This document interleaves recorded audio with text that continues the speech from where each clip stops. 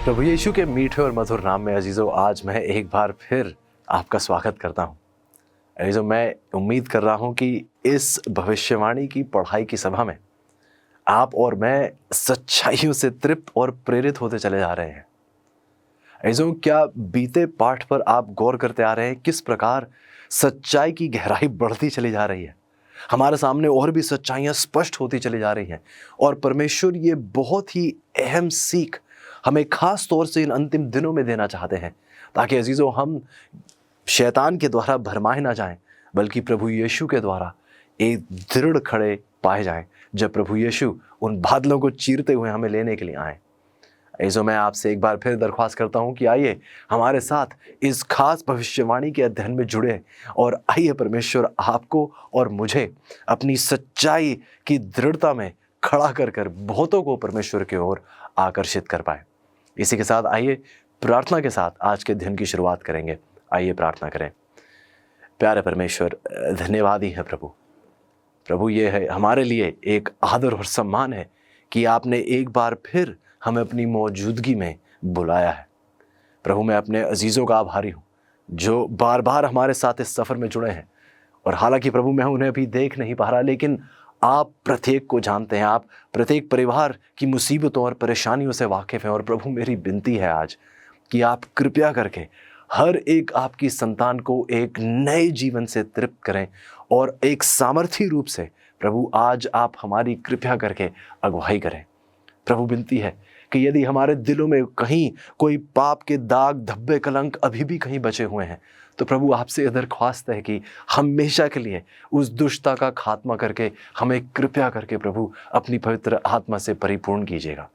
प्रभु, आपके वचन के शुक्रगुजार हैं, धन्यवादी हैं प्रभु कि ऐसे धोखे के दौर में भी एक ऐसी भरोसेमंद शरण स्थान आपके वचन में आपने हम सबको दी है। प्रभु, धन्यवादी हैं कि बार बार हर सवाल का जवाब आपके वचन से प्राप्त हो रहा है। तो आइए प्रभु हम इसी वचन को, इसी दृढ़ता को दुनिया के सामने पेश करें, ताकि दुनिया अंधकार से भागकर प्रभु की उस रोशनी की ओर आने वाली बन सके। एक बार फिर प्रभु आपके पवित्र आत्मा की उस परिपूर्णता की विनती करते हैं, आपके पवित्र आत्मा के अभिषेक के लिए विनती करते हैं प्रभु, कि इस पढ़ाई में प्रभु हम अगुवा ना हो, प्रभु आप हमारे अगुवा हों और हम आपके मार्गदर्शन में पवित्रता की उस मार्ग पर बढ़ते ही चले जाएं। प्रभु, धन्यवादी हैं जिस कार्य को आप अब अंजाम देने जा रहे हैं। आपके नाम की महिमा हमेशा से हमेशा तक की जाए, क्योंकि ये सब कुछ प्रभु हम आपके प्यारे बेटे प्रभु यीशु के नाम से मांगते हैं। आमीन, आमीन। एक बार फिर आप सबका स्वागत अजीज़ों, और आज के शीर्षक में मैं आपका स्वागत करता हूँ। आज का पाठ अजीज़ों एक बहुत ही अहम पाठ है। एक ऐसी सच्चाई जिस पर हम अक्सर गौर नहीं करते, एक ऐसा बलिदान अजीज़ों जिस पर हम ज़्यादा ध्यान नहीं देते, लेकिन हमें ज़रूर देना चाहिए। आज का हमारा शीर्षक है निश्चित मौत से बचाए जाना। अजीज़ों, अक्सर ये एक ऐसा विषय है जिस पर हम ज़्यादा गौर नहीं करते हैं, एक ऐसा विषय जिस पर ज़्यादा ध्यान नहीं दिया गया, एक ऐसा बलिदान अजीज़ों जिस पर आपको और मुझे बहुत गहरे रूप से ध्यान देना है, एक ऐसा बलिदान जो आपके और मेरे लिए हमारे प्रभु यीशु ने दिया है। आज की कहानी अजीज़ों हमें उत्पत्ति की किताब उसके 22 अध्याय और पहली आयत से लेकर उसकी 19 आयत तक इस बहुत अहम कहानी के द्वारा जो आज हमारी सीख है हमारे सामने रखी जाती है। इब्राहिम के बारे में अब बहुत अच्छे से जानते हैं। इब्राहिम का परमेश्वर पिता के साथ एक बहुत ही करीबी, एक बहुत ही घनिष्ठ रिश्ता था। और एक दिन कुछ ऐसा हुआ कि परमेश्वर की आवाज़ बहुत स्पष्ट रूप से इब्राहिम तक पहुंची। इसका वर्णन आप उत्पत्ति की 22 की 1 और 2 में कुछ इस प्रकार परमेश्वर ने इब्राहिम से कहा कि हे इब्राहिम, और उसने कहा देख मैं यहाँ हूँ। उसने कहा अपने पुत्र को, अर्थात अपने इकलौते पुत्र इसहाक को, जिससे तू प्रेम रखता है, संग लेकर मोरिया देश में चला जा और वहां उसको एक पहाड़ के ऊपर जो मैं तुझे बताऊंगा होम बलि करके चढ़ा। ऐसो एक पिता को ही ये आदेश दिया गया है, और जो माता पिता इस संदेश को सुन रहे हैं शायद वो इस एहसास को महसूस कर पा रहे होंगे, उस भावना को महसूस कर पा रहे होंगे जो इब्राहिम के दिल में एक लहर की तरह दौड़ी होगी। क्या आप कल्पना कर सकते हैं कि एक पिता किस प्रकार अंदर ही अंदर कांप उठा होगा जब उसने इस आदेश के चौंका देने वाले परिणामों पर विचार किया होगा। बाइबल हमें बताती है अजीजों किस प्रकार परमेश्वर ने इब्राहिम से वायदा किया था कि इसहाक के द्वारा वह एक शक्तिशाली राष्ट्र का निर्माण करेंगे। इब्राहिम की सारी आशाएं और उसके सारे सपने, उसके और सारा के सारी योजनाएं उनके बुढ़ापे में दिए गए इस चमत्कारिक पुत्र पर आधारित थे। लेकिन हम देखते हैं अजीजों, उन्हें समझ में नहीं आया कि परमेश्वर की ये अजीब काम हमें करने के लिए क्यों कह रहे थे। लेकिन अजीजों, एक बहुत ही आशीषित सच्चाई ये है कि हालांकि ये पिता हैरान हो गया था, लेकिन फिर भी इसने अपने स्वर्गीय पिता पर शक नहीं किया। अपने पिता पर भरोसा रखते हुए उसने अपने पिता की आज्ञा का पालन किया और उसने कुछ ऐसा किया जिससे आज आपको और मुझे एक बहुत अहम सीख प्राप्त होती है। हम आगे देखते हैं कि इब्राहिम ने धीरे से उस युवा इसहाक और 2 भरोसेमंद सेवकों को जगाया और छोटी सी इस मंडली को हम देखते हैं ये मोरिया की 3 दिवसीय यात्रा की इन्होंने शुरुआत की। जैसे ही वे बलिदान के पहाड़ के पास पहुंचे, हम देखते हैं कि इब्राहिम ने अपने सेवकों को निर्देश दिया कि वह उसके और इसहाक के लौटने की प्रतीक्षा करें। तब उसने अपने पुत्र की पीठ पर, गौर कीजिए, तब इब्राहिम ने अपने पुत्र की पीठ पर एक लकड़ी रखी जो बलिदान के लिए जरूरी थी और वह सब मिलकर पहाड़ पर चढ़ने लगे। ये जानकर कि कुछ तो सही नहीं है, इसहाक ने अपने पिता से पूछा। इसका वर्णन अब उत्पत्ति की 22 की 7 और 8 में देख सकते हैं। इसहाक ने अपने पिता से पूछा कि हे मेरे पिता। उसने कहा, हे मेरे पुत्र, क्या बात है? पुत्र ने कहा, देखो, आग और लकड़ी तो है, पर होम बलि के लिए भेड़ कहां है? इब्राहिम ने जवाब दिया, हे मेरे पुत्र, परमेश्वर होम बलि की भेड़ का उपाय आप ही करेंगे, आप ही करेंगे। हम देखते हैं चीजों कि जब वह पर्वत के शीर्ष पर पहुंचे तो इब्राहिम ने शायद आंसू बहाते हुए उस कार्य को अंजाम देने की कोशिश की जैसा परमेश्वर ने उसे करने के लिए कहा था। अपनी स्वेच्छा से इसहाक ने परमेश्वर की आज्ञा को स्वीकार लिया। क्या आप सोच सकते हैं कि उस पिता के दिल पर क्या बीत रही होगी जब उसने अपने पुत्र को बताया होगा कि बेटा, आपको आज वो बलिदान बनना होगा। क्या आपको एहसास होगा कि उस पिता के दिल पर क्या बीत रही होगी जब अपने बेटे को समझा रहा होगा कि परमेश्वर ने उसे क्या करने के लिए कहा है। हम देखते हैं अजीजों कि वो नौजवान जो परमेश्वर में समर्पित था, वो नौजवान बहुत जल्द ही अपने बूढ़े पिता से भागकर निकल सकता था, लेकिन उसने ऐसा नहीं किया। वह स्वयं अपनी स्वेच्छा से परमेश्वर की आज्ञा को स्वीकारते हुए एक बलिदान के लिए तैयार हो गया। हम देखते हैं कि जब उस पिता ने अपने पुत्र को कोमलता से बांधा और चट्टान की वेदी पर लिटा दिया, हम देखते हैं इब्राहिम के हाथ में चाकू था। जैसे ही उसने चाकू उठाया, हम देखते हैं अचानक एक स्वर्गदूत ने उसे रोक दिया और एक जंगली मेढ़े की बलि देने का निर्देश दिया जो उसके सींगों द्वारा पास की ही एक कांटेदार झाड़ी में फंसा हुआ था।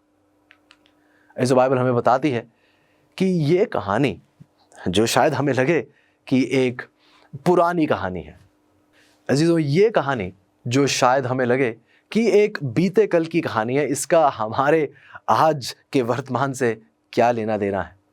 सच्चाई तो यह चीज़ों की ये कहानी एक बहुत ही बाइबल की अहम कहानी है।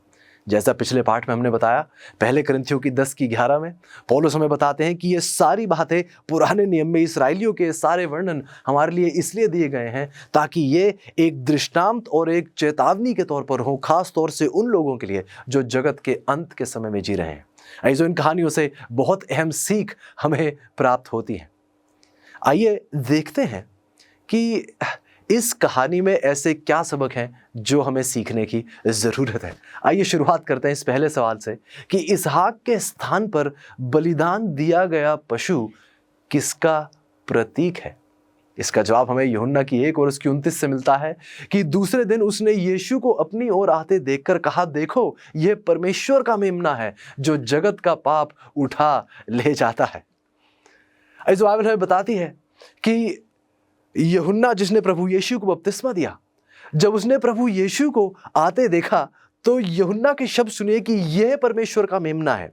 ऐसो इस्राएली लोग सालों से, एक लंबे अरसे से कई पशुओं का बलिदान करते आए थे, और अब यूहन्ना सबका ध्यान उस परमेश्वर के मेमने की ओर आकर्षित कर रहा था। वही मेमना जो जगत के सारे पाप ले जाएगा, जगत को पाप से मुक्ति देगा।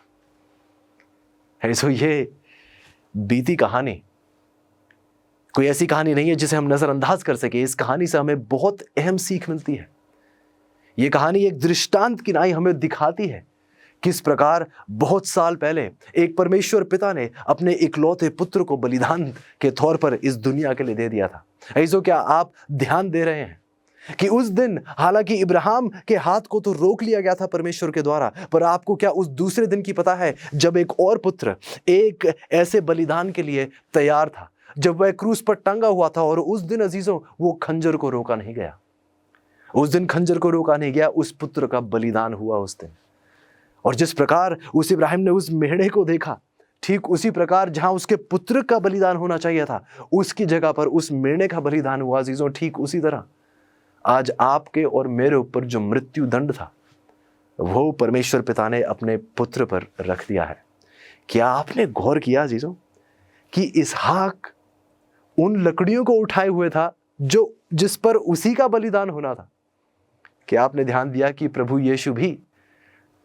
यीशु भी अपने बलिदान के लिए जिस लकड़ी की जरूरत थी, उस क्रूस को, उस लकड़ी को, प्रभु यीशु वो परमेश्वर का पुत्र उस लकड़ी को उठाए हुए था। अजीजों, यकीनन हमारे लिए एक योजना तैयार की गई है। यकीनन प्रभु यीशु के बलिदान में, उस उत्तम बलिदान में आज आपको और मुझे उद्धार प्राप्त होता है। अजीजों, ये बात अब निश्चित हो चुकी है कि हमें मौत से, हमें उस अनंत मृत्यु से बचाया जा सकता है। और आज अजीजों हम इसी विषय की गहराई में जाना चाहते हैं। इसलिए आज का मुफ्त ऑफर मैं आपके सामने पेश करना चाहूंगा। आज की हमारी अध्ययन संदर्शिका जो इसी विषय पर है, आज सवाल जवाब जो हम देखेंगे वह इस पुस्तिका में पाए जाते हैं। और मैं आपसे गुजारिश करूंगा, यदि आप अपने स्क्रीन पर देखें तो एक नंबर है, यदि आप अभी के अभी उस नंबर को कॉल करें तो यही किताब निःशुल्क आपके घर तक पहुंचा दी जाएगी। यदि आप अपने स्क्रीन पर देखें तो एक वेबसाइट का भी वहां वर्णन है। आप उस वेबसाइट के माध्यम के द्वारा भी इस पुस्तिका को प्राप्त कर सकते हैं। अजीजों, यदि आप अभी के अभी इस पुस्तिका को पाना चाहते हैं तो या तो उस नंबर पर जाइए या उस वेबसाइट के माध्यम से निःशुल्क ये किताब आपके द्वार पर दस्तक देगी। हम शुक्रगुजार हैं अजीजों की परमेश्वर ने ऐसी सच्चाइयाँ हमारे सामने रखी हैं। आइए अजीजों हम इन सच्चाइयों को प्राप्त करें और आइए हम इन सच्चाइयों को बहुतों के सामने बांटने वाले बन पाएं। आइए अपने पाठ में आगे बढ़ते हैं। और दूसरा सवाल हमारे सामने खड़ा होता है कि प्रभु यीशु के लिए मरना क्यों जरूरी था? प्रभु यीशु के लिए मरना क्यों जरूरी था? बाइबल जवाब देती है रोमियो की 3:23 में, इसलिए कि सब ने क्या किया है? पाप किया है। अजीजों, प्रभु यीशु की मृत्यु इसलिए नहीं हुई क्योंकि प्रभु यीशु पापी थे। प्रभु यीशु की मृत्यु इसलिए हुई क्योंकि वह अपने लोगों के पाप का भुगतान देने के लिए क्रूस पे चढ़ाए गए। अजीजों, बाइबल आगे बताती है रोमियो की 6:23 में, क्योंकि पाप की मजदूरी तो मृत्यु है। अजीजों, सब ने पाप किया है और पाप के लिए प्रभु यीशु ने वो बलिदान दिया। और हम देखते हैं कि पाप की मजदूरी मृत्यु है, इसलिए प्रभु यीशु को उस मृत्यु का सामना करना पड़ा। इब्रानियों की 9:22 हमें आगे बताती है कि बिना लहू बहाए पापों की क्षमा नहीं हो सकती है। आइए इसी के साथ एक और कहानी के द्वारा हम इस सच्चाई की गहराई में जाना चाहेंगे। इबोला, जिससे आप सब बहुत अच्छे से वाकिफ होंगे, हमें बताया जाता है कि इबोला से ठीक हुए एक ब्रिटिश नर्स थे जिनका नाम विलियम पूली है। उनको इस घातक वायरस के एक नए शिकार को रक्त देने के लिए, एक जीवन रक्षक मिशन के लिए इन्हें अमेरिका ले जाया गया। देखते हैं अजीजों कि पूली ने एक आपातकालीन रक्त आदान के लिए अटलांटा की यात्रा की और जहां एक सियरा लियोन में काम करने के दौरान बीमारी से अनुबंधित एक डॉक्टर के जीवन को वह बचाने का उन्होंने प्रयास किया। इवनिंग स्टैंडर्ड की रिपोर्ट यदि आप देखें तो बताया जाता है कि 29 वर्षीय ये विलियम पूली जो इबोला के द्वारा संक्रमित थे, और जिस प्रकार ये ब्रिटेन के निवासी विलियम पूली उसके संक्रमण से बाहर आए और चंगे हुए, वह अब उस अमेरिकी के पास जा रहे थे जो इस वायरस से बहुत ही बुरी तरह से पीड़ित थे। वैज्ञानिकों के द्वारा ये माना जा रहा था कि ये जो रक्त जिन लोगों का है जिन्होंने उस वायरस के संक्रमण से बाहर आए हैं, उनके रक्त में कुछ एंटीबॉडीज हैं, उनके रक्त में कुछ ऐसा है जो इस वायरस के लिए एक प्रतिरोधक का काम करते हैं। हम देखते हैं अजीजों की शुक्रवार की रात को, पुली को शुक्रवार रात को एक उड़ान पर रखा गया था जिसका भुगतान विश्व स्वास्थ्य संगठन द्वारा अटलांटा के लिए किया गया था, जहां डॉक्टर का इलाज एमरी यूनिवर्सिटी अस्पताल में एक आइसोलेशन यूनिट में किया जा रहा था। कुछ ही घंटे पहले विदेश कार्यालय ने उन्हें तत्काल एक नया पासपोर्ट जारी किया। वह इसलिए क्योंकि जब वह अफ्रीका से लौटे थे, जब वह इस बीमारी से वापस लौटे थे तो उनकी सारी चीज़ें तो थी जला दी गई थी, इसलिए उन्हें एक नया पासपोर्ट देना पड़ा। सफक के रहने वाले ये पुली एक नए रोगी जिनका नाम यहाँ हमें नहीं दिया गया है, उसको बचाने के लिए हम देखते हैं कि इन्होंने ये लंबा सफ़र तय किया ताकि अपना रक्तदान कर कर किसी और को भी जान दी जा सके। जो क्या आपने कभी गौर किया है कि ये कहानी किस प्रकार हमें उस महान रक्तदान के बारे में बताती है? किस प्रकार अजीज़ों उस परमेश्वर ने उस क्रूस पर हमारे लिए उस लहू को बहाया हमारे पापों की वजह से, जैसा बाइबल हमें बताती है। बाइबल बताती है पहले कोरिन्थियों की 15:13 में कि प्रभु यीशु मसीह हमारे पापों के लिए मर गए। अजीजों, एक ऐसी बीमारी, एक ऐसा संक्रमण जिससे आज दुनिया जूझ रही है, अजीजों एक ऐसी बीमारी जिसका ना कोई डॉक्टर इलाज कर सकता है और ना कोई व्यक्ति चाहे लंबी से लंबी उड़ान भी ले, ऐसा कोई व्यक्ति नहीं है जो हमें इस दुष्टता से बचा सके। एक ऐसी बीमारी जो बहुत से लोग सोचते हैं उनमें यह ताकत है कि वह इस बीमारी को चंगा कर सकते हैं, लेकिन अजीजों ये कोई बीमारी नहीं, ये एक दुष्टता है, ये पाप है। बाइबल में हमें पिछले पार्ट में हमने पढ़ा कि शैतान उस पाप का पिता है, झूठ का पिता है, वह झूठा है। और अजीजों आज हमारे उद्धार के लिए केवल परमेश्वर ही हैं जो हमें इस झूठ से, इस अंधकार से हमें छुटकारा दिला सकते हैं। और अजीजों ये छुटकारा आपकी रकम देने के द्वारा नहीं, बाइबल पतरस की किताब में बताती है कि परमेश्वर ने हमें अपने सोने चांदी से नहीं बचाया है, बल्कि प्रभु यीशु ने अपना वो बहुमूल्य लहू बहाकर आज आपको और मुझे हमेशा का वो रक्तदान दिया है। हमें एक उस बलिदान के द्वारा एक नया जीवन दान दिया है जिसके द्वारा हम प्रभु यीशु के साथ उस अनंत जीवन में प्रवेश कर सकते हैं। बाइबल आगे बताती है अजीजों हमें पहले पतरस की 3:18 में, इसलिए कि मसीह ने भी अर्थात अधर्मियों के लिए धर्मी ने पापों के कारण एक बार दुख उठाया। अजीजों बाइबल अनमोल है। यदि आप गौर कर रहे हो हमारे इस पूरी श्रृंखला में, आप देख रहे हैं किस प्रकार बाइबल आयत दर आयत इस सच्चाई के साथ हमारे दिलों को बहाल करती चली जा रही है। अजीजों बाइबल अनमोल है क्योंकि बाइबल हमें बताती है कि पाप कैसे दुनिया में आया और इसे कैसे दूर किया जाएगा। ऐसे यदि हम पाप से छुटकारा पाना चाहते हैं तो हमें किसी व्यक्ति के पास नहीं, परमेश्वर के पास उसके वचन के द्वारा आज और अभी आना चाहिए। परमेश्वर पाप की इस दुष्टता को सहन नहीं कर सकते। पाप का दंड मृत्यु है और इससे भी अजीजों बदतर चीज ये है कि जब आदम और हव्वा ने पाप किया तो ये मृत्यु का ये रोग अब पूरी मानव जाति में फैल गया है। यदि आप बाइबल में गौर करें, जिसके विषय में हम और भी गहरा अध्ययन करेंगे आगे आने वाली पढ़ाई में, हम देखते हैं कि परमेश्वर की व्यवस्था और उसे तोड़ने की सजा को कभी बदला नहीं जा सकता। इसलिए सभी लोग बर्बादी की कगार पर, सभी लोग अब बर्बाद होने के लिए बिल्कुल तय हो चुके थे। ये निश्चित हो चुका था कि अब मानव जाति हमेशा के लिए खत्म की जाएगी क्योंकि उन्होंने व्यवस्था का उल्लंघन किया है और पाप की सजा मृत्यु है अजीजों। लेकिन फिर उस परमेश्वर ने अपने बनाई गई इस सृष्टि के लिए, अपने बनाए गए लोगों के लिए, उनसे यह सहा नहीं गया कि वह अपने लोगों से हमेशा के लिए जुदा हो जाएंगे। अजीजों उस प्रेमी परमेश्वर से यह सहा नहीं गया कि जिनको उन्होंने इतने प्रेम से रचा था उनसे वह हमेशा के लिए जुदा हो जाएंगे। ये दर्द, ये विचार भी उनसे सहा नहीं गया। इसलिए अविश्वसनीय प्रेम के एक कार्य में उस परमेश्वर पिता ने अपने पुत्र को इस दुनिया में आपके और मेरे स्थान पर मरने के लिए भेजने के लिए चुना।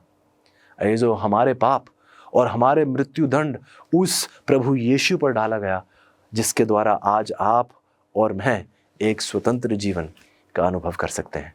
ऐसे तीसरा सवाल हमारे सामने पूछता है कि उद्धार की महान योजना को क्या कहा गया है। बाइबल जवाब देती है प्रकाशित वाक्य की 14:6 में, लोगों को सुनाने के लिए सनातन सुसमाचार। अजीजों, यदि आप गौर करें तो बाइबल हमें बताती है कि उद्धार की महान योजना को सुसमाचार कहा जाता है। परमेश्वर की उद्धार की योजना से एक सुसमाचार है। सुसमाचार शब्द का अर्थ है एक अच्छा समाचार, एक भला समाचार। तो ये वास्तव में लोगों तक पहुंचाई जाने वाली एक ऐसी सच्चाई है, एक ऐसी सच्चाई जो हर घर में गूंजनी चाहिए, जो इस पूरे ब्रह्मांड में गूंजनी चाहिए, इस पृथ्वी के छोर से छोर तक। अजीजों, आज आपको और मुझे ये सुसमाचार पहुंचाने की जरूरत है कि एक ऐसा प्रेमी परमेश्वर है जिसने जो मृत्युदंड हम पर आना था वह उसने स्वयं पर ले लिया है, और उसके रक्तदान के द्वारा आज आप और मैं अपनी सांस में सांस बनाए बैठे हैं। अजीजों, हमारा मृत्युदंड एक ऐसा दंड अजीजों जिससे हमारा जीवन हमेशा के लिए खत्म हो सकता था, लेकिन प्रभु यीशु ने हमारा जीवन हमेशा से खत्म होने से बचाकर एक ऐसा जीवन दिया है जो अब कभी भी खत्म नहीं होगा, कभी भी अंत नहीं होगा, यदि हम आज और अभी अपने प्रभु यीशु को स्वीकार लें। अजीजों, उसके इस रक्तदान की वजह से, उसके इस मृत्युदंड स्वीकारने की वजह से आज आप और मैं दोष से दूर किए जा सकते हैं, यदि हम आज और अभी उस प्रभु यीशु को स्वीकार लें। चौथा सवाल हमारे सामने पूछता है कि परमेश्वर ने हमारे लिए इतना शानदार बलिदान क्यों दिया है। अजीजों, जवाब बहुत सरल और बहुत उत्तम है। यूहन्ना की 3:16 हमसे क्या कहती है? क्योंकि परमेश्वर ने जगत से ऐसा प्रेम किया कि उसने अपना एकलौता पुत्र दे दिया। अपना एकलौता पुत्र उसने इस जगत के लिए दे दिया। अजीजों, एक बच्चे के लिए माता पिताओं का प्यार सबसे मजबूत सांसारिक बंधन है। जब परमेश्वर पिता अपने पुत्र यीशु को हमारे स्थान पर पीड़ित होने के लिए और मरने की अनुमति देने के लिए तैयार थे, तो उसने सबसे शक्तिशाली भाषा में यह प्रदर्शित किया कि वह हम प्रत्येक से कितनी मोहब्बत करते हैं। यूहन्ना की 3:16 अजीजों, सिर्फ एक ऐसी सच्चाई नहीं जो हमारे को एक प्रेम का एहसास दिलाती है, लेकिन यह सच्चाई एक ऐसे परमेश्वर से हमें रूबरू कराती है जिसके प्रेम की कोई सीमा नहीं है, जिसका प्रेम इस कदर हम पर उमड़ता है, इस कदर हम पर उंडेला जाता है अजीजों, कि आज हमें यदि हम बैठकर कल्पना करने की भी कोशिश करें तो अजीजों अनंत काल भी इसे समझने के लिए काफ़ी नहीं होगा। पांचवा सवाल हमसे पूछता है कि यीशु के बलिदानी मृत्यु का लाभ उठाने के लिए आज आपको और मुझे क्या करना होगा। प्रेरितों के काम की 16:31 हमें बताती है कि प्रभु यीशु मसीह पर विश्वास करो तो आप और आपका घराना उद्धार पाएगा। अजीजों, यदि आज आप और मैं प्रभु यीशु पर विश्वास करें तो हम और हमारा परिवार परमेश्वर के द्वारा बचाया जाएगा। अजीजों, यदि आप यूहन्ना की 3:14 पढ़ें तो बाइबल बताती है कि जिस रीति से मूसा ने जंगल में सांप को ऊपर चढ़ाया, उसी रीति से अवश्य है कि मनुष्य का पुत्र भी ऊंचे पर चढ़ाया जाए। आपको कहानी याद होगी, रात के अंधेरे में निकोदेमुस प्रभु यीशु से मिलने आता है, और हालांकि प्रभु यीशु के जीवन के बारे में आप सोचिए, दिन भर वह प्रचार कर रहे हैं, लोगों तक सच्चाई पहुंचा रहे हैं, बीमारियों को चंगाई दे रहे हैं, जो लंगड़े हैं उन्हें दोबारा चलने की ताकत दे रहे हैं, जो अंधे हैं उनकी आंखें खोल रहे हैं। क्या आप सोच सकते हैं कि दिन भर के इस कार्य के बाद वह कितने थक चुके होंगे? लेकिन रात को जब कोई व्यक्ति आता है ढूंढते हुए सच्चाई की खोज में प्रभु यीशु के बारे में और करीबी रूप से जानने के लिए, तो नींद को एक तरफ रखकर प्रभु यीशु इस व्यक्ति से उस सच्चाई के बारे में बताते हैं कि बहुत जल्द मनुष्य का पुत्र भी ऊंचा उठाया जाएगा। और जिस प्रकार लोगों ने उस क्रूस की ओर देखा, उस सांप को ऊंचे उठाए हुए उस पर नजर बनाए रखी, और तब वह उस जहर से बचाए गए, ठीक उसी प्रकार यदि आज आप और मैं भी उस प्रभु यीशु पर जो हमारे लिए क्रूस पर चढ़ाया गया था, यदि आज आप और मैं भी उस पर नज़र बनाए रखें तो हम भी पाप के जहर से बचाए जा सकते हैं। बाइबल हमें बताती है यूहन्ना की 3:15 में, ताकि जो कोई उस पर विश्वास करे वह कैसा जीवन पाएगा अजीजों? अनंत जीवन। 60, 70, 80 साल का नहीं, एक ऐसा अनंत काल अजीजों जिसकी हम कल्पना भी नहीं कर सकते। बाइबल हमें बताती है यूहन्ना की 1:12 में, परंतु जितनों ने उसे ग्रहण किया उसने उन्हें परमेश्वर की संतान होने का अधिकार दिया, परमेश्वर की संतान होने की सामर्थ्य दी। अजीजों, ऐसो यदि आज आप और मैं प्रभु यीशु को पूर्ण रूप से स्वीकारते हैं, तो जो प्रभु यीशु के स्वीकारने के साथ हम एक ऐसी सामर्थ्य को भी स्वीकारते हैं जो हमें परमेश्वर के साथ रहने की एक ऐसी प्रेरणा देती है जो हमें हर अंधकार से, हर बुराई से बचाकर आगे बढ़ाने के योग्य है। ऐसो प्रभु यीशु के उद्धार का प्रस्ताव एक वरदान है, जैसे रोमियो की 6:23 हमें बताती है। ऐसो आपका और मेरा फिर इसमें क्या भाग है? आपकी और मेरी फिर आपका और मेरा क्या कर्तव्य है? ऐसो हमारा कर्तव्य है कि हमें प्रभु उस परमेश्वर पर विश्वास करने की ज़रूरत है। हमें उस प्रभु परमेश्वर के वरदान को प्राप्त करने की ज़रूरत है, उसे पूर्ण रूप से स्वीकारने की ज़रूरत है। हमारे टूटे हुए संसार के लिए क्या प्रभु की योजना जानना चाहते हैं? जैसे हम बाइबल की भविष्यवाणी देखते हैं, आप अपनी सबसे बड़ी चुनौतियों के लिए भरोसेमंद हल प्राप्त करना चाहते हैं। प्रोत्साहित करने वाली और प्रकाशन देने वाली amazing facts Bible study guide Bible पर आधारित 27 टॉपिकल लेसन्स प्रदान करती हैं, जिसमें सुंदर ग्राफिक्स और स्पष्ट उत्तर दिए गए हैं, जिसे समझना बहुत ही आसान है। हर बाइबल स्टडी गाइड आपको व्यवहारिक उत्तर की ओर लेकर जाती है, आपके जीवन के सबसे महत्वपूर्ण सवालों के लिए। मैं कैसे तंदुरुस्त संबंध पा सकता हूँ? यीशु मसीह फिर से कब और कैसे आएंगे? और भी बहुत कुछ। अपने भविष्य को अवसर पर मत छोड़िए, सत्य से अपने जीवन को बदल दीजिए। Amazing facts Bible study guide के द्वारा ये उपलब्ध हैं इंग्लिश, हिंदी, तमिल और तेलुगु भाषा में। तो इंतजार मत कीजिए, अपने स्टडी गाइड का पूरा सेट ऑर्डर कीजिए और विजिट कीजिए bookstore.aftv.in पर। अगला सवाल हमारे सामने रखा जाता है, फिर मैं कैसे क्षमा किया गया और शुद्ध किया गया हूं? जवाब हमें मिलता है प्रेरितों के काम की किताब 3 अध्याय 19 आयत, इसलिए मन फिराओ और लौट आओ कि तुम्हारे पाप मिटाए जाएं। बाइबल कहती है कि यदि हम मन फिराएं और प्रभु की ओर दोबारा लौट आएं तो हमारे पाप मिटाए जा सकते हैं। अजीजों, पहले यूहन्ना की 1:9 में बाइबल हमसे देखिए क्या कहती है कि यदि हम अपने पापों को मान लें तो वह हमारे पापों को क्षमा करने और हमें सब अधर्म से शुद्ध करने में विश्वास योग्य और धर्मी है। अजीजों, गौर कीजिए, परमेश्वर एक बहुत दृढ़ सच्चाई हमारे सामने यहाँ पेश करते हैं। वह कहते हैं कि यदि हम अपने पापों को मान लें और तो वह हमारे पापों को क्षमा करने और हमें सब अधर्म से शुद्ध करने में कैसे हैं? विश्वास योग्य है। ऐसो यदि हम अंगीकार कर लें, यदि हम स्वीकार लें कि हमने पाप किया है, तो बाइबल बताती है कि परमेश्वर हमारे पापों को क्षमा करने के लिए और हमें हर अधर्म के काम से शुद्ध करने के लिए कैसे हैं? विश्वास योग्य है। तो जीजो, यदि हम पूर्ण रूप से सच्चे दिल से आज पश्चाताप करते हैं, प्रभु के करीब आते हैं, स्वीकार लेते हैं, अंगीकार करते हैं कि प्रभु हमने गलती की है, हमने पाप किया है, तो बाइबल हमें आश्वस्त करती है कि प्रभु विश्वास योग्य हमें माफी देने के लिए। मैं किसी अजीज से बात करना चाहता हूं। शायद आज मेरे कोई भाई या बहन है जो कहते हैं कि मैंने पापों का अंगीकार तो किया है, मैंने प्रभु के समीप आकर माफी तो मांगी है, लेकिन मुझे ये महसूस नहीं हो रहा कि प्रभु ने मुझे माफ कर दिया है। ऐसे पहली सच्चाई तो यह है कि आइए हम किसी भावना का इंतजार ना करें, आइए हम परमेश्वर के वचन को, उसकी विश्वास योग्यता पर हम कायम रहें। जैसा उसने कहा है वह अपने वचनों का पक्का है। ऐसे यदि परमेश्वर ने कहा है कि मैं विश्वास योग्य हूं आपको क्षमा देने के लिए, आपके अधर्म के कामों से आपको शुद्ध करने के लिए, तो आइए अजीजों हम इस बात को ध्यान रखें। यदि प्रभु हमें क्षमा करने के लिए विश्वास योग्य हैं, तो यदि आप उसकी माफ़ी पर सवाल उठा रहे हैं, तो सच्चाई यह है कि आप उसकी विश्वास योग्यता पर सवाल उठा रहे हैं।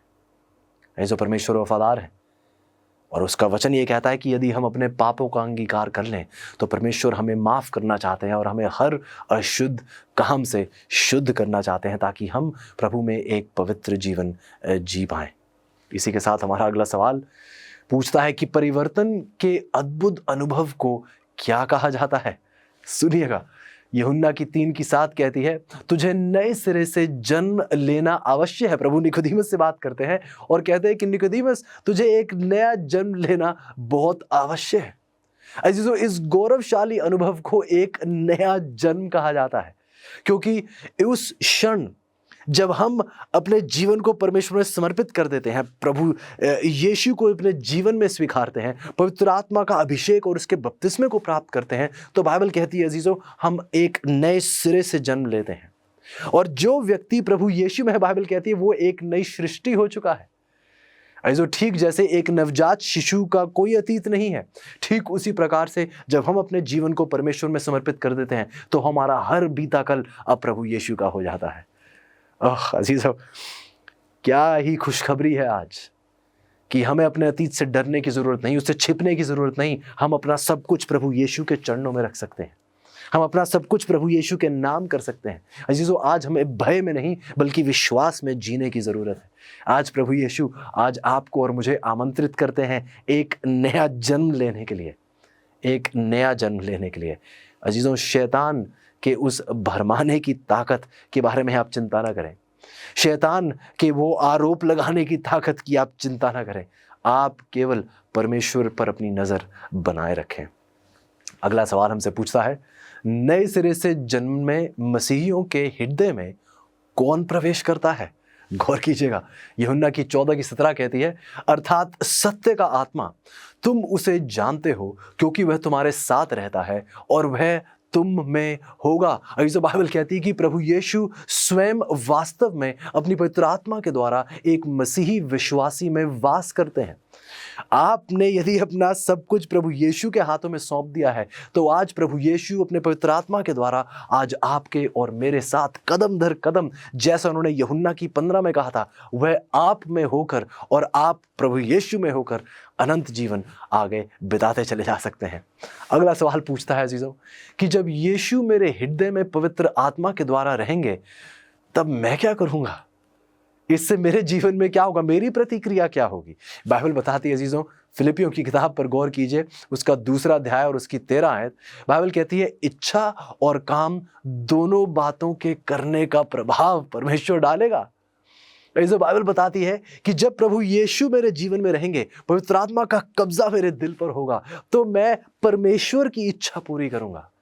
वास्तव में जैसा वो करना चाहेंगे अब वैसा ही होगा। क्यों? क्योंकि अजीजों, अब यदि प्रभु यीशु मुझ में है, मुझ में चलते हैं, मुझ में बने रहते हैं, तो जहां प्रभु यीशु जाएंगे वहां मैं जाऊंगा। अजीजों, क्या ये खुशखबरी नहीं है? क्या आज आप खुश नहीं है ये जानकर कि आपका हर प्रयास, आपकी हर कोशिश, आपका हर संघर्ष नाकाम है यदि प्रभु यीशु को आपने अपने जीवन में आने का निमंत्रण नहीं दिया है? अजीजों, ध्यान दीजिएगा, यूहन्ना की 1:29 हमें बताती है कि हमारे पाप दूर करने की ताकत हमारे पास नहीं, परमेश्वर के मेमने उस प्रभु यीशु में है। उसके बलिदान के द्वारा हमें उद्धार प्राप्त होता है। जीसो, आइए आज हमारा ध्यान अपनी मुसीबतों, अपने परेशानियों, अपनी कमजोरी पर नहीं बल्कि परमेश्वर की सामर्थ पर जाए। अगला सवाल हमसे पूछता है कि मुझे क्यों यह विश्वास होना चाहिए कि मेरा नए सिरे से जन्म लेने का अनुभव सफल होगा? ऐसे बहुत से मसीही लोग कहते हैं कि हम प्रभु यीशु की उपासना करते हैं लेकिन एक बहुत निराशा का जीवन जीते हैं, क्योंकि जो अक्सर हमें विश्वास ही नहीं है कि हम प्रभु यीशु में सफल हो सकते हैं। सवाल आज पूछा जा रहा है कि हमें क्यों विश्वास होना चाहिए कि हमारा एक नए सिरे से जन्म लेने का अनुभव सफल होगा? क्योंकि अजीजों, बाइबल हमें इस बात का आश्वासन देती है। ध्यान से सुनिएगा, फिलिपियों की 1:6 में लिखा है, जिसने तुम में अच्छे काम आरंभ किए हैं वही उसे यीशु मसीह के दिन तक पूरा करेगा। अजीजों, ध्यान दीजिए, आपको और मुझे भरोसा है, आपको और मुझे भरोसा होना चाहिए, यकीन होना चाहिए कि प्रभु यीशु ने अपनी महान शक्ति से मेरे लिए इस पूरा कार्य करने का वायदा किया है। यदि अजीजों आप बाइबल पढ़ें, अपने जीवन का उदाहरण ले लें, जिस कार्य की प्रभु यीशु शुरुआत करते हैं उस कार्य को अंजाम भी देते हैं।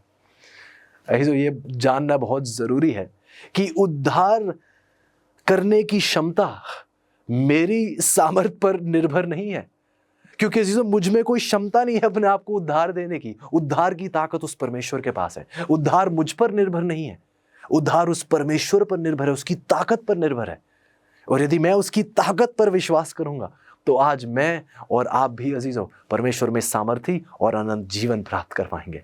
अगला सवाल हमारे सामने पूछता है कि कुछ लोग अपने मसीही अनुभव में विफल क्यों होते हैं? शायद आपका भी यह सवाल होगा, शायद आप यह सवाल सुनकर पूछोगे कि यह तो मेरा जीवन है, मेरा जीवन आज विफल हो रहा है और मुझे समझ में नहीं आ रहा कि ऐसा क्यों हो रहा है। आइए बाइबल से परमेश्वर के जवाब सुनते हैं। यशायाह की 53:6 में बाइबल कहती है, हम में से हर एक ने अपना अपना मार्ग लिया है।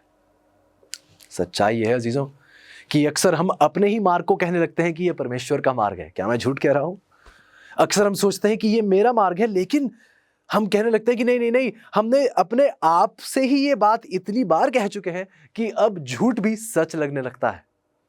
इतनी बार उस गलत को कर चुके हैं ये सोचते हुए कि ये सच है कि अब वो झूठ भी हमें सच लगता है। अजीजों, सच्चाई तो यह है कि सब ने अपने अपने मार्ग चुने हैं, तो फिर हम अपने मार्ग चुनकर प्रभु यीशु के साथ कैसे चलते हुए पाए जा सकते हैं?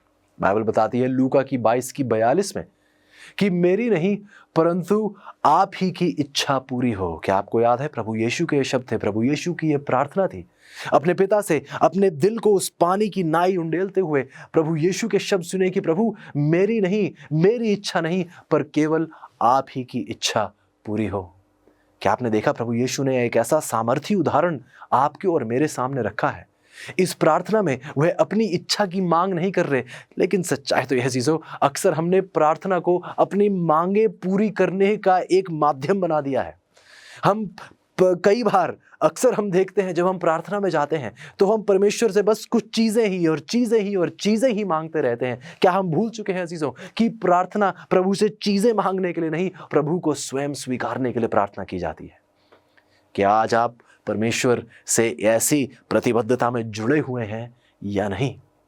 प्रभु यीशु का उदाहरण देखिए, किस प्रकार वह अपनी मनमानी करने के लिए नहीं प्रार्थना में आए हैं। वे कह रहे हैं कि पिता जो आप चाहते हैं केवल वही मेरे जीवन में पूरा हो। यदि आप अपनी मनमानी करवा रहे हैं प्रार्थना में, तो आप मसीही जीवन में कैसे फल पाएंगे?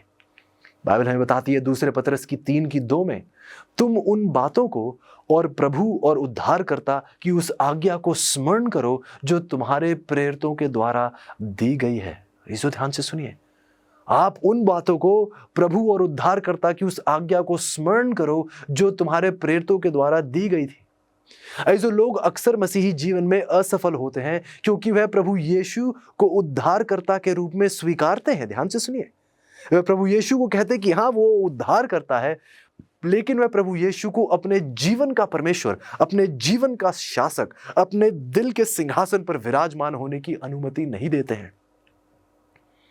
ऐसो शब्दों में कह देना और वास्तविकता में अपने दिल में प्रभु को जगह देना, ये 2 बहुत अलग अनुभव हैं।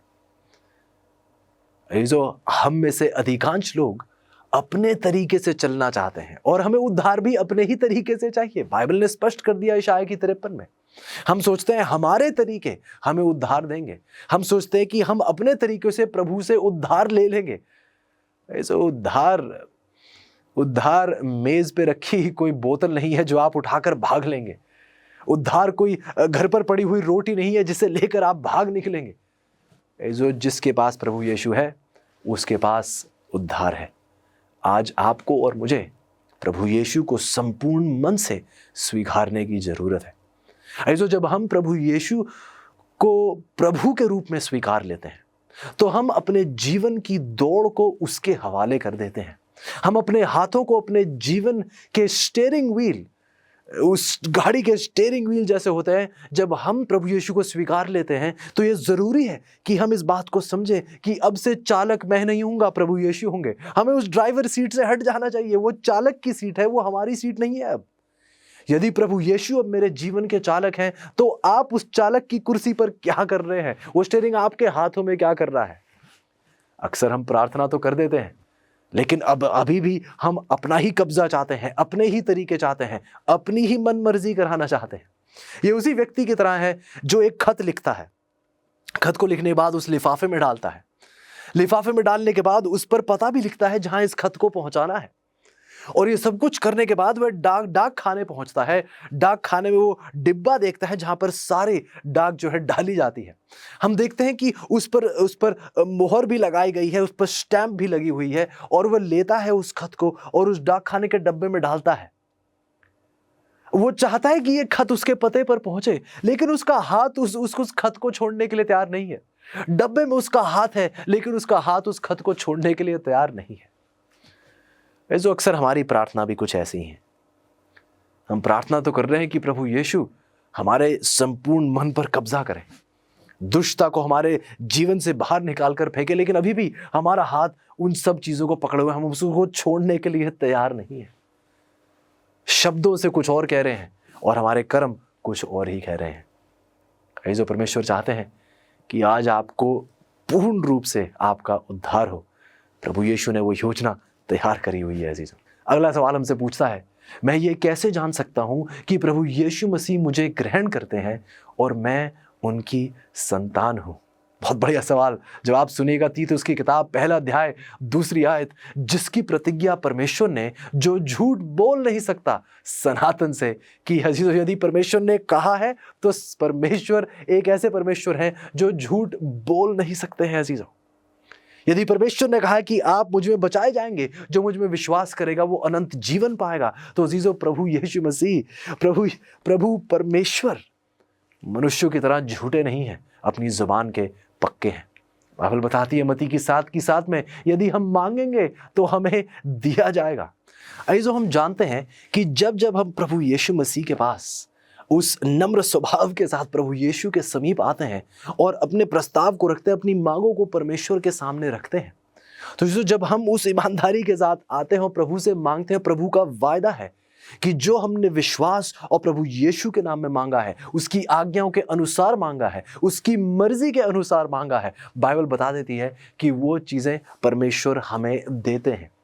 इसलिए नहीं क्योंकि हम योग्य हैं, इसलिए नहीं क्योंकि हम काबिल हैं या बहुत धर्मी हैं, बल्कि इसलिए क्योंकि यह परमेश्वर का वायदा है और परमेश्वर झूठ बोल नहीं सकते हैं।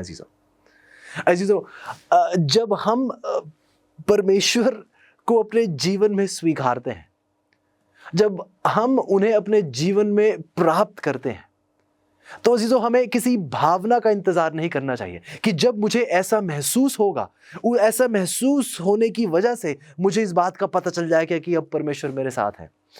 अजीजों, विश्वास हमारी भावनाओं पर केंद्रित नहीं होना चाहिए, विश्वास परमेश्वर के वचन पर होना चाहिए, उसके वायदों पर होना चाहिए। यदि प्रभु ने कहा है आप मांगोगे तो आपको दिया जाएगा, यदि परमेश्वर कहते हैं कि यदि आप अपने दिल के द्वार को खोलोगे तो प्रभु यीशु आपके दिल में आकर वास करेंगे, जैसा वो करना चाहते हैं। यूहन्ना की 15 का हवाला भी मैंने आपको दिया।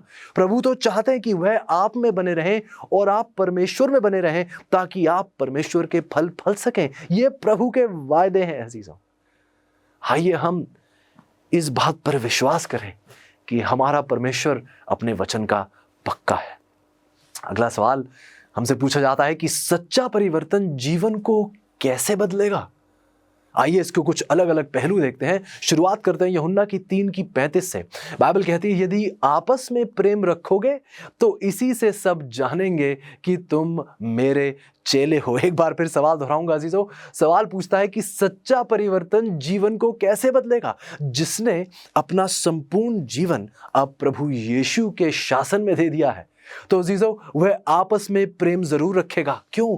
क्योंकि परमेश्वर जो प्रेम है, पहले यूहन्ना की 4:8 क्या कहती है कि परमेश्वर ही प्रेम है। जो परमेश्वर प्रेम आपके जीवन में आकर वास करेगा, तब आप दूसरों से भी प्रेम रख पाएंगे और इससे दुनिया जान पाएगी कि हम उसी प्रेमी परमेश्वर के चेले हैं। आइए अगली आयत देखते हैं, 2 कुरिन्थियों की 5:17। बाइबल कहती है, इसलिए यदि कोई मसीह में है तो वह क्या हो चुके हैं? एक नई सृष्टि हो चुके हैं अजीजों। और एक नई सृष्टि कैसी होती है? नई होती है, उसके बारे में सब कुछ नया होता है। जब हम परमेश्वर को स्वीकार लेते हैं अजीजों, तो एक नया स्वभाव आ जाता है, बोलचाल बदल जाता है, रहना सहना बदल जाता है, हमारे किस प्रकार के हम कपड़े डालते हैं, ये चुनाव जब हम करते हैं इन कपड़ों का, इसमें बदलाव आता है, क्योंकि हम परमेश्वर में एक नई सृष्टि हो चुके हैं। बाइबल आगे हमें बताती है, पहले यूहन्ना की 3:22 में, हम उसकी आज्ञाओं को मानते हैं और जो उसे भाता है वही करते हैं। ऐसे जिन्होंने प्रभु यीशु को स्वीकार लिया है, वह एक पल के लिए भी उस प्रेमी परमेश्वर को ठोस नहीं पहुंचाना चाहते, क्योंकि वह देखते हैं कि वह प्रेमी परमेश्वर उनसे कैसा अत्यंत प्रेम करता है, और एक पल भर के लिए भी वह उस प्रेमी परमेश्वर को चोट नहीं पहुंचाना चाहते। बाइबल आगे हमें बताती है रोमियो की 2:12 में कि इस संसार के सदृश ना बनो, परंतु तुम्हारे मन के नए हो जाने से तुम्हारा चाल चलन भी बदलता जाए, जिससे तुम परमेश्वर की भली और भांति और सिद्ध इच्छा अनुभव से मालूम करते रहो। अजीजों, आइए आइए हमारा ध्यान इस संसार की ओर ना हो, क्योंकि जिन चीज़ों पर आपका ध्यान लगा रहेगा आप उन्हीं चीज़ों में परिवर्तित होते चले जाएंगे। यदि आपका ध्यान दुनिया की ओर है तो आप दुनिया की तरह बनते जाएंगे। यदि आपका ध्यान प्रभु यीशु की ओर है तो आप प्रभु यीशु के चरित्र में परिवर्तित होते जाएंगे। आइए बाइबल कहती है कि हम इस संसार के सदृश्य ना बने, बल्कि हमारे मन को नए हो जाने के द्वारा आप चाल चलन में भी बदलते चले जाएंगे, जिससे आप परमेश्वर की भली भांति और सिद्ध इच्छा अनुभव से मालूम करते रहेंगे। आगे बाइबल बताती है कि प्रेरितों के काम की 1:8 में कि पृथ्वी की छोर तक मेरे गवाह होंगे जिन्होंने प्रभु यीशु को स्वीकार लिया है। प्रभु यीशु जैसे यिर्मयाह कहता है कि प्रभु मैंने तो अपने आप को चुप रखने की कोशिश की, लेकिन अब मैं अपने आप को चुप रख रख के थक चुका हूं। मुझसे आपके बारे में चुप नहीं बैठा जाता, मुझे किसी ना किसी को बताना ही होगा। प्रभु यीशु यही कहते हैं कि जब आप मुझे स्वीकार लेंगे, जब आप पवित्र आत्मा की सामर्थ्य से भरपूर हो जाएंगे, तो आप मेरे लिए एक गवाह बनेंगे। सच्चाई तो यह है चीज़ों की जो प्रभु के लिए गवाह बनने के लिए तैयार नहीं है, वह कैसे कह सकते हैं कि उन्होंने प्रभु यीशु को स्वीकारा है। जब हम प्रभु यीशु को स्वीकार लेते हैं तो ये हो नहीं सकता कि हम चुप बैठे, हमें किसी ना किसी को जरूर बताना होगा। और पवित्र आत्मा इसमें हमारी अगुवाई करती है, हमें एक सामर्थ्य देती है कि उसी जोश को और भी बढ़ाई दी जाती है, और भी उन्नति दी जाती है, ताकि हम छोर से छोर तक इस पृथ्वी में परमेश्वर की सच्चाई को पहुंचाने वाले बन सके। आइए अगली आयत हमसे कहती है कि हर समय और हर प्रकार से आत्मा में प्रार्थना और विनती करते रहो।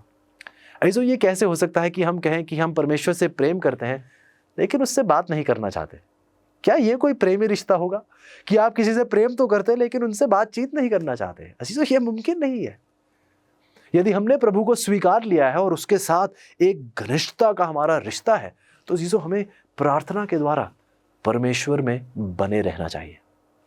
अगला सवाल पूछता है कि मसीही जीवन के साथ कौन सी अद्भुत प्रतिज्ञाएं मिलती हैं?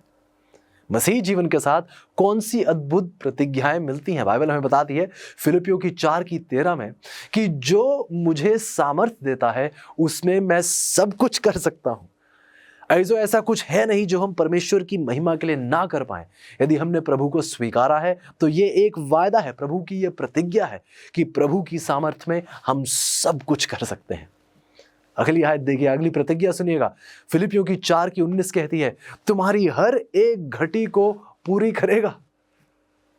शायद आज कोई भाई मेरा अजीज आज निराश है, शायद कोई घटी है, कोई आर्थिक संकट हो या पारिवारिक संकट हो, जहां कहीं भी आपकी घटी है, आपकी घटी को पूरा करने वाला एक परमेश्वर है, एक सर्वशक्तिमान परमेश्वर है जीजो, जो हमारी हर कमी को पूरा करना बहुत भली भांति जानता है। बाइबल आगे बताती है जीजो, मरकुस की 10:27 में लिखा है क्योंकि परमेश्वर से सब कुछ हो सकता है। शायद आज आप किसी संकट से गुजर रहे हो, शायद डॉक्टरों ने जवाब दे दिया है, आपके पड़ोसियों ने, शायद आपके अपने परिवार ने हाथ धो लिए और कह दिया है कि अब कुछ नहीं हो सकता। हाँ जो ये सही है, मनुष्य से अब और कुछ नहीं हो सकता। लेकिन आइए हम परमेश्वर पर भरोसा करें। परमेश्वर के क्या वचन है कि परमेश्वर के द्वारा सब कुछ हो सकता है। जीजो परमेश्वर एक सर्वशक्तिमान परमेश्वर है। यूहन्ना की 15:11 क्या कहती है? तुम्हारा आनंद पूरा हो जाए।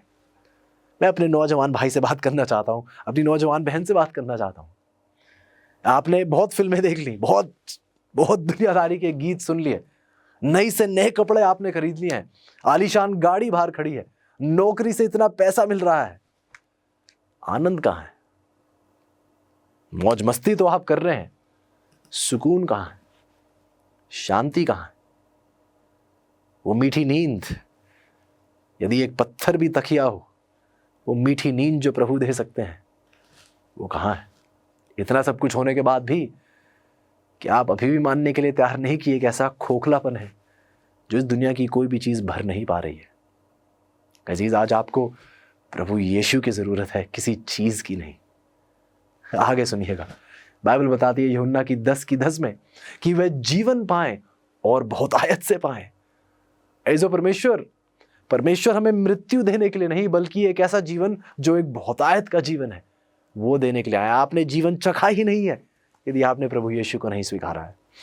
इब्रानियों की 13:5 कहती है मैं तुझे कभी ना छोड़ूंगा और ना कभी तुझे त्यागूंगा। ऐसे दुनिया छोड़ सकती है, आपके अपने अजीज आपको छोड़कर, आपको त्याग कर दूर जा सकते हैं, लेकिन प्रभु ने यह वायदा दे दिया है कि मैं ना कभी आपको छोड़ूंगा, मैं ना कभी आपको त्यागूंगा।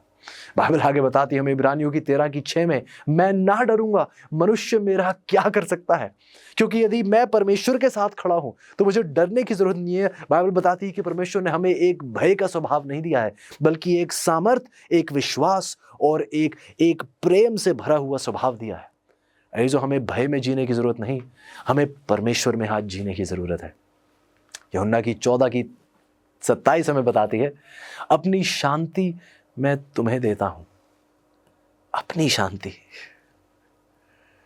ये एक ऐसी शांति है जिसके बारे में दुनिया कुछ नहीं जानती, एक ऐसी शांति जो दुनिया की किसी भी चीज से हमें नहीं मिल सकती, एक ऐसी शांति जहां आप चाहे एक पेड़ के तले सो रहे हो, आपके चारों ओर एक भी दीवार ना हो, आपके पास कोई ऐसा धन दौलत ना हो, या फिर आपके पास ये सब कुछ हो और आप पूछ रहे हो कि ये शांति कहां है। प्रभु यीशु कहते हैं कि मैं अपनी शांति दूंगा। जिसका मतलब क्या? इसका मतलब है चीजों की दुनिया भी एक शांति देने का दावा करती है। क्या आपने आजकल की जो बातें की जाती हैं, बड़ी बड़ी कंपनियां जो आपको ऑफर देते हैं कि हमने एक नई जगह पर ये घर बनाया है, यदि आप इस घर में आकर रहेंगे चारों ओर शांति ही शांति है। दुनिया भी एक शांति देने का दावा करती है। प्रभु यीशु हमें सिखाने की कोशिश कर रहे हैं कि मेरी अपनी शांति दुनिया की शांति से बहुत अलग है। जो आज हमें प्रभु यीशु की शांति स्वीकारने की जरूरत है।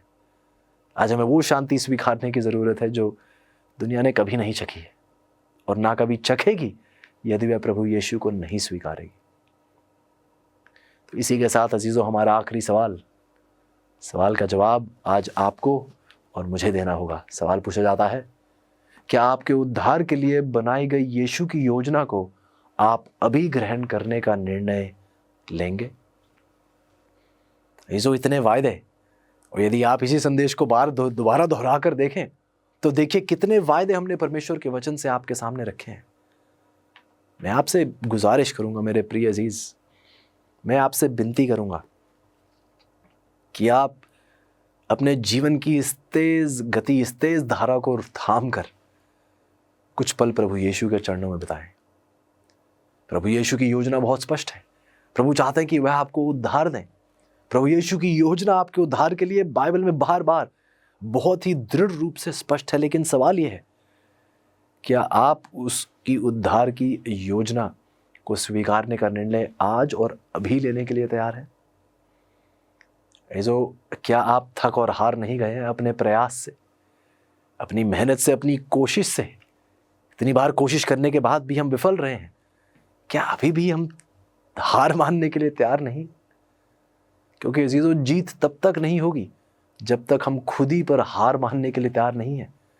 जीत तब तक नहीं होगी जब तक हम उस विजेता परमेश्वर पिता को अपने दिल में संपूर्ण रूप से नहीं स्वीकार लेते। क्या कोई है आज जो चाहता है कि वो शांति ग्रहण हो जो उन्होंने कभी नहीं चखी है? वो शांति जो दुनिया दे नहीं सकती, शांति जो दुनिया समझ नहीं सकती। क्या कोई है आज जो प्रभु यीशु को अपने दिल में संपूर्ण तरीके से आने का निमंत्रण देना चाहता है? यदि आप हैं वो अजीजों, तो आइएगा मेरे साथ, अपने सरों को झुकाइएगा। आइए प्रार्थना करते हैं। प्यारे परमेश्वर, धन्यवाद ही है प्यारे प्रभु। प्रभु, आपका प्रेम एक ऐसा प्रेम है जो प्रभु हमारे दिल को बहाल कर देता है। जो चेहरे पे एक ऐसी मुस्कान आ जाती है, जो एक ऐसा सुकून मिलता है, एक ऐसा आश्वासन जो दुनिया नहीं जानती है। आपके आभारी हैं प्यारे पिता, आभारी हैं कि आपने हमसे, इस जगत से ऐसा प्रेम किया है कि आपने अपना एकलौता पुत्र भी हमसे दूर नहीं रखा। आपने उसको भी एक बलिदान के तौर पर हमारे लिए दे दिया है। और हम आपके आभारी हैं प्रभु की ऐसी सामर्थी सच्चाई आज हम सबको एक नया जीवन दे रही है। प्रभु, विनती है कि मेरे हर अजीज के साथ होइएगा। आज कोई भाई या बहन प्रभु अपने जीवन को आपके हाथों में सौंप रहे हैं, प्रभु आज कोई है जो अपने हर प्रयास और अपनी हर मेहनत से थक हार कर प्रभु आज आपके द्वार पर खटखटा रहे हैं। विनती है प्यारे प्रभु कि आज कृपया करके हमें स्वीकार लीजिए प्रभु, कृपया करके इस पाप के अंधकार से हमें बचा लीजिए प्रभु, क्योंकि यदि हम एक पल भी रहे तो शायद हम हमेशा के लिए उद्धार से वंचित रह जाएंगे। विनती है प्यारे प्रभु कि आप एक नए सिरे से हमारे दिल में आए, हमें अपने आप में एक नई सृष्टि बनाएं और अपने साथ रहने की हिम्मत, सामर्थ और ताकत दें प्यारे प्रभु। आपका नाम सदा से सदा तक ऊंचा उठाया जाए, क्योंकि ये सब कुछ हम आपके प्यारे बेटे प्रभु यीशु के नाम से मांगते हैं, आमीन।